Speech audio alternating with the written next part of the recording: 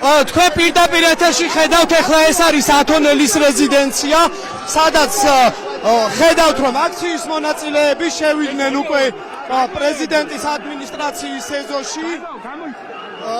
აქ არ შეინიშნებიან ჯერ საპოლიციო ძალების მობილიზება. შეიძლება ითქვას, რომ სიტუაცია ამ დროისთვის არის უკონტროლო. ხედავ სპეცდანიშნულების რაზმის წარმომადგენლები გამოვიდნენ ახლა პრეზიდენტის ადმინისტრაციის შენობიდან. ისინი არიან შეიარაღებულები.